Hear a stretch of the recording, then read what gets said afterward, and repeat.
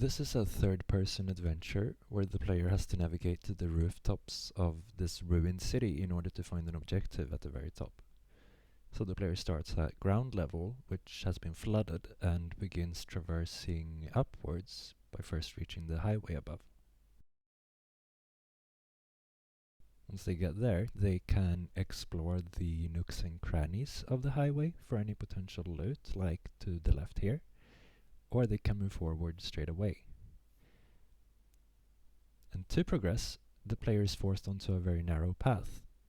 By doing so, I knew I could work with composition and environmental storytelling, like these bodies here, to help set the vibe for the project. Hopefully some questions arise for the player too, like what happened here? Did someone or something do this? And if so, are they still here? After a brief moment, I nudged the player to the left. I wanted to sort of reward attentive players with a foreshadow of the rooftops. But then as the player progresses again, this view becomes denied, but will continue to appear throughout the level to give players a sense of progression and a sense of getting closer to their goal. Then we get to a one-way drop into a residential building, and once the player lands there on the other side, the building rumbles a little bit to foreshadow some beats for later in the level. The path forward here is tucked away behind some strategically placed geometry.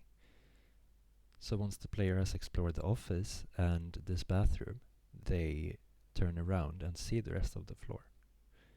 As they approach, some floorboards collapse in front of the player, once again foreshadowing beats to come, as the player now can explore the space at their own leisure.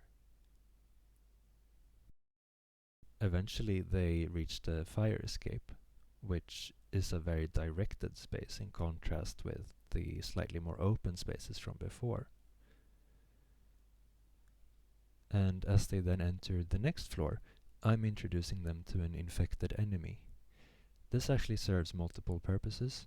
For one, of course, it's a simple way to introduce enemies in a safe environment, but as you can see here, the player finds a path out of reach. With enemies being such a powerful focal point, I actually used that to pull the player's attention away from the solution to moving forward in the beginning of this segment.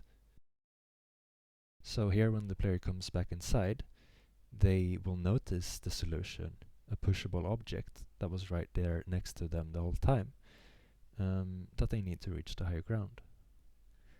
This technique is called the bait and switch, and it's where you use some sort of fake goal, like the balcony in this case, to then reveal new information simply through level design.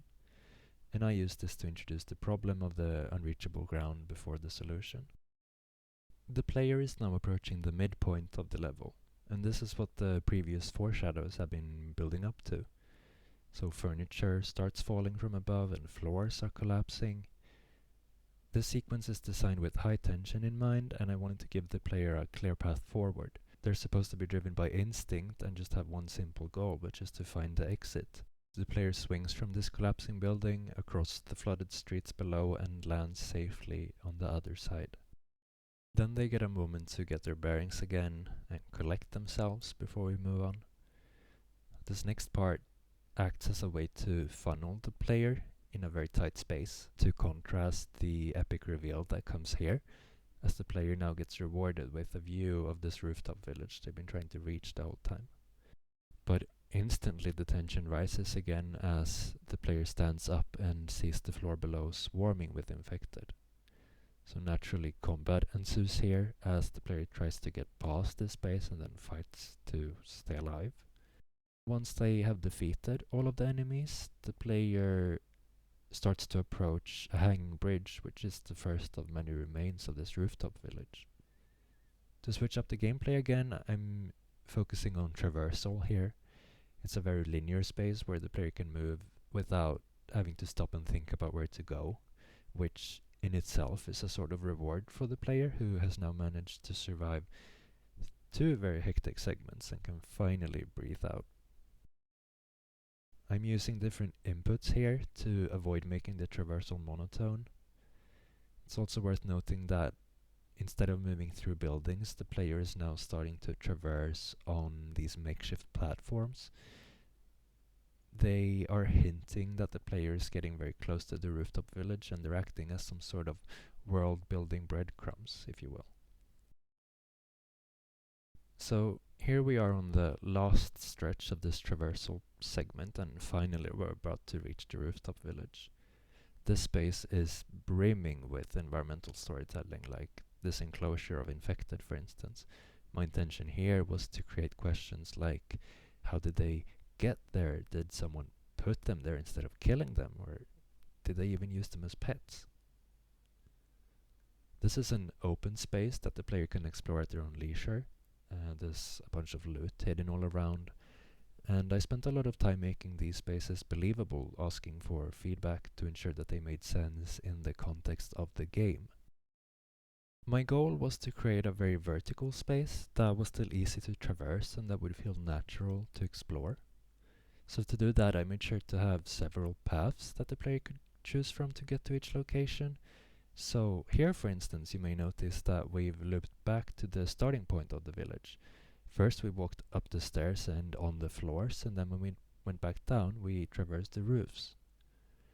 I'm really happy with how the space turned out, and I feel like I succeeded in matching my goals and design intentions with the execution of this final white boxed experience. So now we're leaving this space, which was rather open and had a focus on exploration behind, and we're heading into a very directed space instead. I've used this type of hourglass design, which is to pulsate between open and directed spaces to varying degrees throughout the whole level, but I think this is probably the most distinct example of it. We're ending this directed space with a ladder, which makes the player feel a bit closed off before they finally reach the edge and get a magnificent reveal. Since I knew exactly where the player would be here, I could work with composition to elevate that reveal even further. This next part of the village is not as focused on exploration as the previous one, but rather on traversal. My goal here was to create a space that was fun to run around and still letting the player get a good impression of how this civilization used to live. So there's bridges having collapsed and spaces that aren't as easily accessible anymore. And of course I'm continuing to work with environmental storytelling to give players these moments of respite. As we're getting toward the end of the level and the player swings to the final rooftop, they are ambushed by some infected.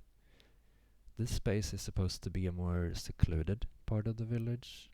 It hasn't been touched as much, and it isn't as worn down as the previous locations. So once the player is safe again, they can explore this space freely. As they walk around a corner, the final objective can be seen above, and now they just have to figure out how to get there. I'm using some bodies here to invite the player to investigate, and then when they turn around again, I have aligned some geometry to highlight the path forward to the left. One thing I really enjoyed with this project was seeing the creative paths that playtesters would take rather than following the intended path, like here for instance. And I chose to embrace several of those since I found that they make players feel clever and like they're mastering the game.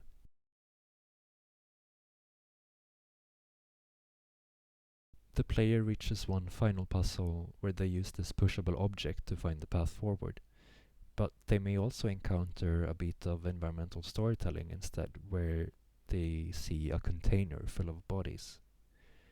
This is intended to raise questions like, was it actually humans that caused this downfall and not the infected?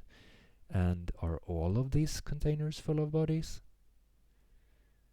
Either way, the path forward could be seen through the second set of doors of that container, so the player can now progress toward the end of the level instead. And that concludes this video. Thanks for listening, and I hope you enjoyed this design commentary.